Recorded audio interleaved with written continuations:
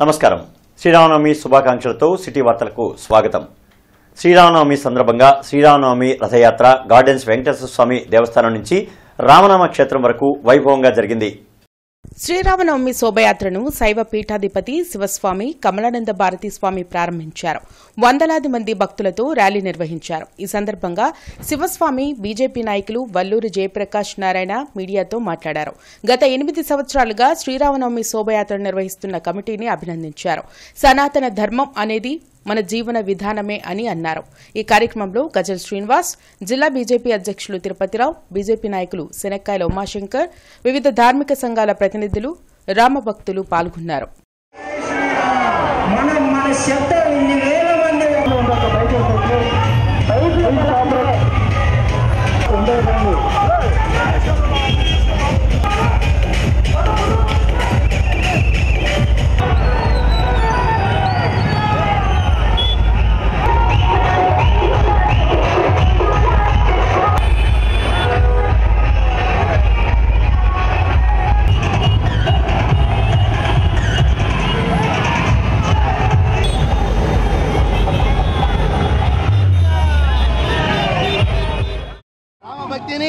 రామశక్తిని, రామ భజనని, రామనామాన్ని ప్రతి ఒక్క హృదయాన్ని నింపుకుంటూ జై శ్రీరామ్ అనే నినాదాలతో గుంటూరు పురవీధుల్లో అద్భుతంగా ఈ రథయాత్ర ప్రారంభమవుతుంది. ఈ రథయాత్ర ద్వారా ఒక చైతన్య స్ఫూర్తిని సమాజం నిలపాలని చెప్పేసి ఈ కమిటీ వాళ్ళ యొక్క ముఖ్య ఉద్దేశం. ఇక్కడి నుంచి రామనాథ క్షేత్రంతో ఈ కార్యక్రమం ముగుస్తుంది.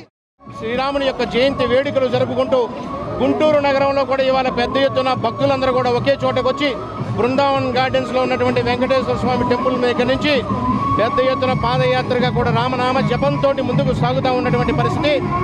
రాబోయేటటువంటి రోజుల్లో ఈ దేశం సనాతన దేశంగా, సనాతన ధర్మం వర్ధిల్లేటటువంటి దేశంగా మనం పెట్టుకున్నటువంటి లక్ష్యానికి దిశగా వికసిత భారత్, అదేవిధంగా విశ్వ గురువుగా కూడా అవతరించాలి అంటే ఆ రాముడి యొక్క నామంతోనే అది సాధ్యమవుతుందని చెప్పి ప్రజలందరూ కూడా ఇవాళ ముందుకు వచ్చిన సందర్భంగా అందరికీ కూడా రాముడి యొక్క జన్మదినాన్ని పురస్కరించుకుని శుభాకాంక్షలు. గార్డెన్స్ వెంకటేశ్వర స్వామి దేవాలయంలో శ్రీ సీతారామ కళ్యాణ మహోత్సవం ఘనంగా నిర్వహించారు. గుంటూరు తిరుపతిగా పేరుగాంచిన గార్డెన్స్ వెంకటేశ్వర స్వామి దేవాలయంలో శ్రీరామనవమి వేడుకలు కన్నుల పండవగా జరిగాయి. రాముల వారి కళ్యాణంలో భక్తులు విశేషంగా పాల్గొన్నారు. ఈ కార్యక్రమంలో బీజేపీ నాయకులు వల్లూరి జయప్రకాష్ నారాయణ, జిల్లా అధ్యక్షులు తిరుపతిరావు పాల్గొన్నారు. బృందావన గార్డెన్స్లో వేంచేసి ఉన్న హనుమత్ పరివార సమేత కోదండ రామచంద్ర స్వామి వారి యొక్క విశేషమైనటువంటి శ్రీరామనవమి సందర్భంగా సామూహికంగా అందరి చేత స్వామివారి యొక్క సీతా కళ్యాణ మహోత్సవ కార్యక్రమం జరుగుతుంది. ఈ రామ కళ్యాణాన్ని ఎవరైతే చూస్తారో వారికి దీర్ఘ సౌమంగళ్య ప్రాప్తి కలుగుతుంది. అలాగే కీర్తి కలుగుతుంది. అలాగే మనకి కావాల్సినటువంటి ఇప్పుడు వర్షాభావ ఏదైతే ఉందో ఆ వర్షాలన్నిటిని కూడా సమకూర్చుతాడని రామచంద్ర స్వామి చక్కగా మనందరినీ ఆయురారోగ్యాలతో ఐశ్వర్యాలతో తొలతూగుతాని చక్కగా మనం అందరం కూడా మీ అందరూ కూడా ఆయురారోగ్యాలతో ఉండాలని కోరుకుంటూ ఈ శ్రీరామనవమి శుభాకాంక్షలు అందరికీ కూడా తెలియజేస్తూ బృందావన గార్డెన్స్ వెంకటేశ్వర స్వామి టెంపుల్ నుంచి మనందరం కూడా స్వామివారి దర్శనం చేసుకొని అనుగ్రహాన్ని పొందుదామని. గుంటూరులో శ్రీరామ శోభాయాత్ర ఘనంగా జరిగింది. శోభాయాత్రలో పాల్గొనే వారి కోసం పాతగుంటూరులో మజ్జిగ పంపిణీని ఎమ్మెల్యే నసీర్ ఏర్పాటు చేశారు. శ్రీరాముడి ఆశీస్సులతో రాష్ట్రం సుభిక్షంగా ఉండాలని ఆయన ఆకాంక్షించారు.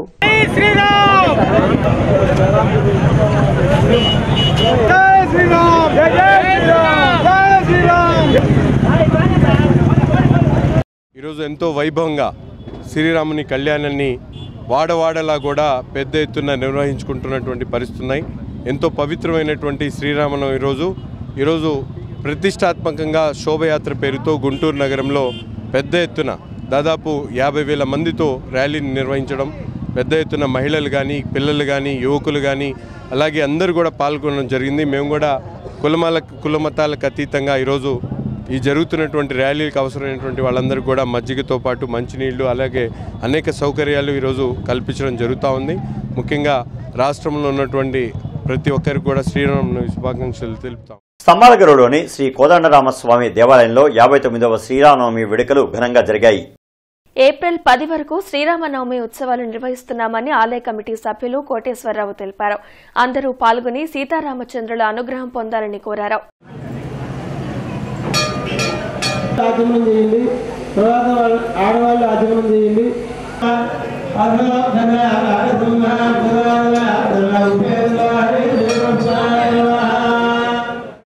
59వ శ్రీ సీతారామచంద్రుల కళ్యాణ మహోత్సవములు ఈరోజు ప్రారంభించబడినవి.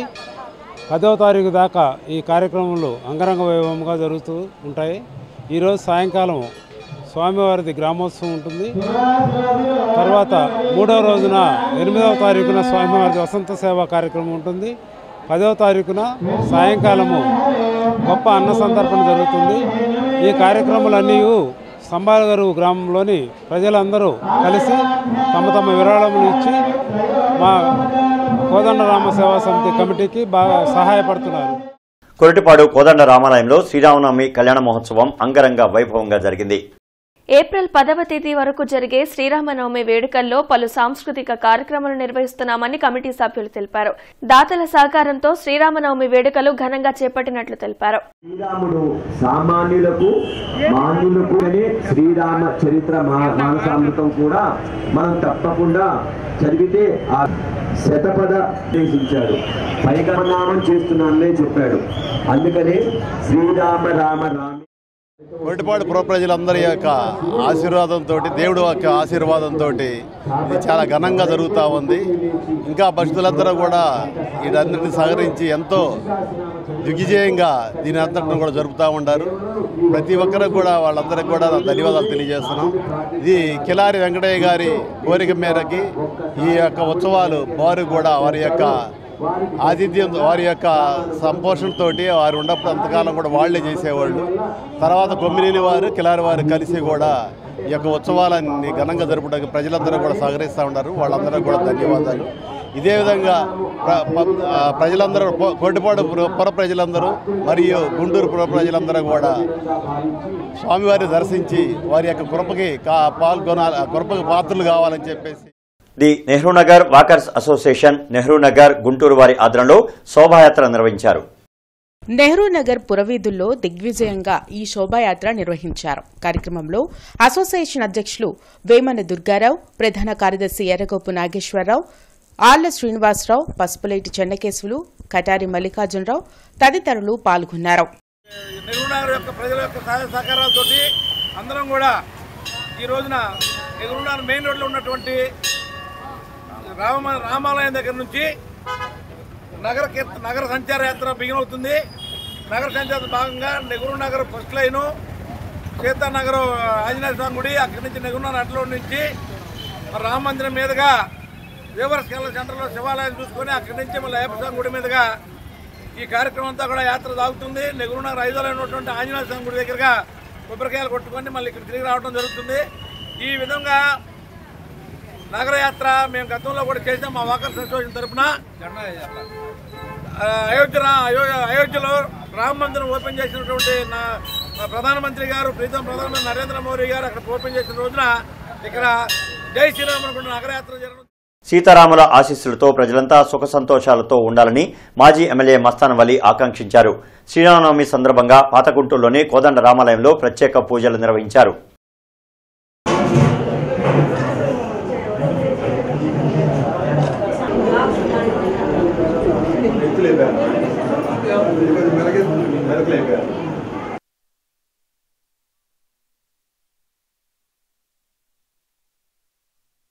ఈ పండగని దేశవ్యాప్తంగా ఆనందంగా, సంతోషంగా శ్రీరామరాజ్య స్థాపన జరగాలనేటటువంటి కోరికతో శ్రీ సీతారాముల కళ్యాణం సందర్భంగా ప్రతి ఒక్కళ్ళు మరి గుళ్ళకి తమ శక్తి కొలది వచ్చి ఆ సీతారాముల వారిని కోరుకునేటటువంటి సందర్భం. పాత గుంటూరులో కోదండ రామాలయం అనేటటువంటిది కొన్ని సంవత్సరాలుగా ఉన్నటువంటి ఈ పవిత్రమైనటువంటి గొప్ప ఆలయం, గొప్ప శక్తి కలిగినటువంటి ఆలయం. ప్రతి సంవత్సరం కూడా ఈ ఆలయాన్ని సందర్శించటం, అట్లానే శ్రీ సీతారాముల వారి యొక్క కళ్యాణం జరుపుకునేటటువంటి సందర్భంలో నేను భాగస్వామి అవటం నా అదృష్టంగా భావిస్తా ఉన్నాను. అరండార్పేటలోని శ్రీ రంగనాయక స్వామి దేవాలయంలో శ్రీరామనవమి వేడుకలు ఘనంగా జరిగాయి. భక్తులు అధిక సంఖ్యలో పాల్గొని సీతారామ కళ్యాణం వీక్షించారు. అనంతరం అర్చకులు స్వామివారి తీర్థప్రసాదాలు భక్తులకు అందించారు.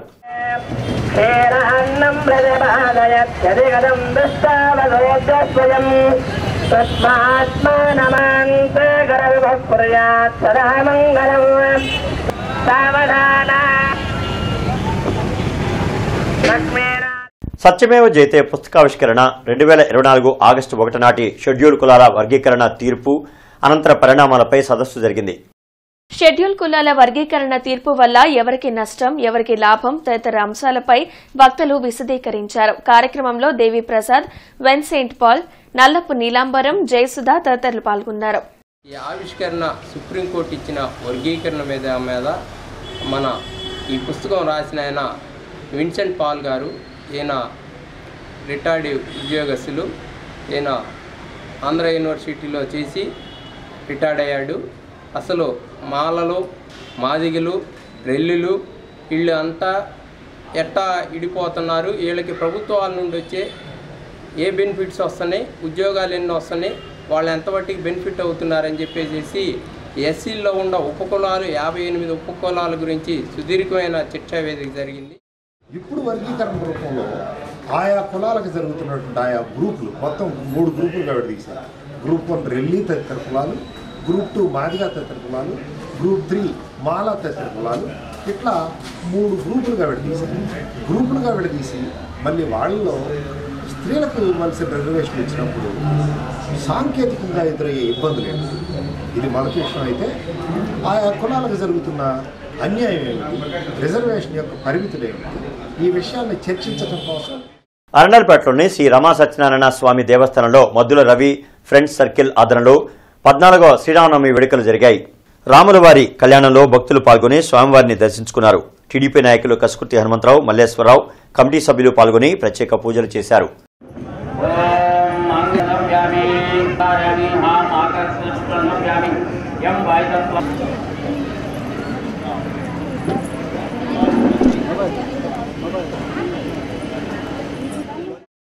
గత 14 సంవత్సరాల నుండి ఈ అరండాలపేట రమాసహిత సత్యనారాయణ స్వామి గుడి దేవస్థానం అందు ఇక్కడ ఉన్నటువంటి భక్తులు కానివ్వండి, సహచరులు కానివ్వండి, ఇక్కడ ఉన్న స్థానికులు కానీ ఈ 14 సంవత్సరాల నుంచి మనం ప్రోత్సహిస్తూ శ్రీరామనవమి ఘనంగా జరుపుకోవడానికి పెద్దలు తదితరులంతా మాకు సహాయం చేస్తారు. 14 సంవత్సరాల నుంచి ఈ శ్రీరామనవమి కార్యక్రమం జరుగుతుందండి. మా బాబాయిల పెద్దలు అందరి కార్యక్రమంతో, అందరి హనుమంతుతో ఈ యొక్క కార్యక్రమం అందరం కలిసి మేము చేసుకుంటున్నాం. సంపత్ నగర్ శారదాపేటలోని అభయ కోదండరామస్వామి దేవాలయంలో శ్రీరామనవమిని వైభవంగా నిర్వహించారు. సీతారాముల కళ్యాణంలో స్థానిక భక్తులు విశేషంగా పాల్గొన్నారు. 1,00,000 తులసి దళార్చన నిర్వహించారు. శ్రీరాముణ్ణి దర్శించుకుంటే సకల శుభాలు కలుగుతాయని ఆలయ అర్చకులు నరసింహమూర్తి ప్రసాదాచార్యులు తెలిపారు.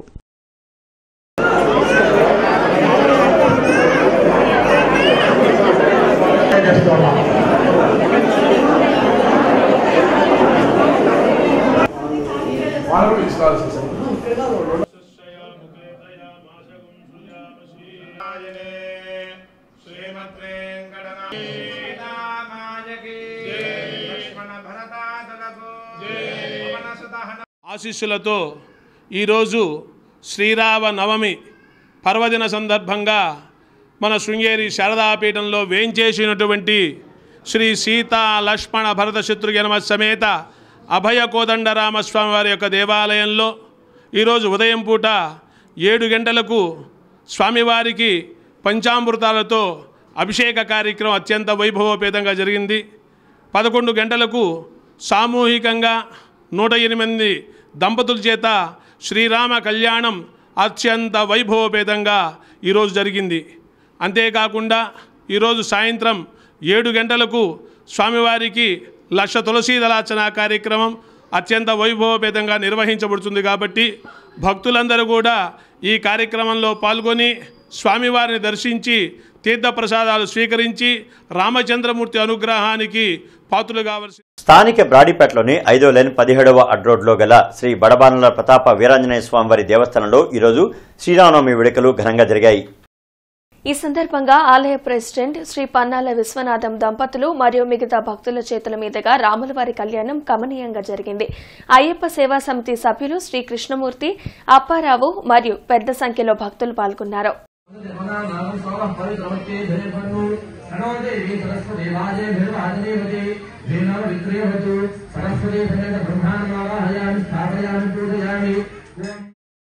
శ్రీరామ కళ్యాణం జరుగుతున్నది.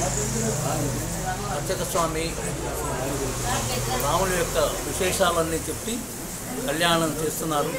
భక్తులందరూ రావాల్సిందిగా కోరుతున్నాను. ప్రసాదాలు తీర్థ ప్రసాదాలు తీసుకొని స్వామివారి యొక్క ఆశీస్సులు. గుంటూరు వారి తోట 2వ లైన్లో 41వ సీతారాముల కళ్యాణ మహోత్సవం వైభవంగా జరిగింది.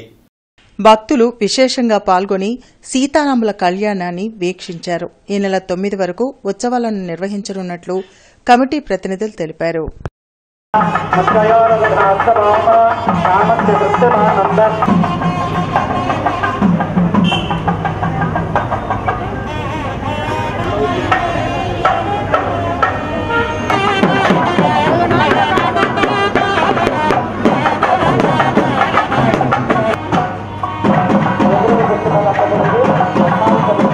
గత 42 సంవత్సరాలుగా దిగ్విజయంగా స్వామివారి కళ్యాణ ఉత్సవాలు జరుపుకుంటూ ఉన్నాము భక్తి ప్రపత్తులతో.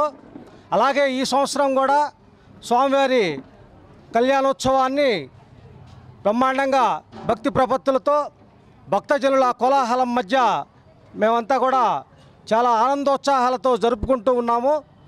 ఈ కార్యక్రమం ఇవాళ రేపు ఎల్లుండి 3 రోజుల పాటు జరుగుతుంది. 3వ రోజున స్వామివారి అన్న సంతర్పణ కార్యక్రమం ఉంటుంది. ఈ కార్యక్రమంలో వేలాదిగా జనం భక్తులు పాల్గొని ఈ కార్యక్రమాన్ని జయప్రదం చేయవలసిందిగా కోరుతున్నాము. ఎస్వీఎన్ కాలనీలోని శ్రీ పద్మావతి గోదా సమేత శ్రీ వెంకటేశ్వర స్వామి దేవస్థానంలో శ్రీరామనవమి వేడుకలు ఘనంగా జరిగాయి. దేవాలయం ప్రారంభించిన దగ్గర నుండి ప్రతి సంవత్సరం శ్రీరామనవమి వేడుకలు ఘనంగా నిర్వహిస్తామని ఆలయ కమిటీ సభ్యులు శ్రీనివాస్ తెలిపారు.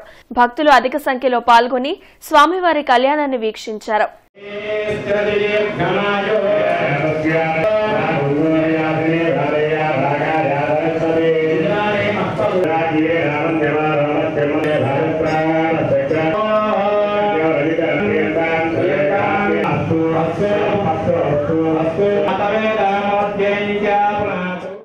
స్వామివారి కళ్యాణానికి భక్తులందరూ చాలా అశేషంగా విచ్చేశారు.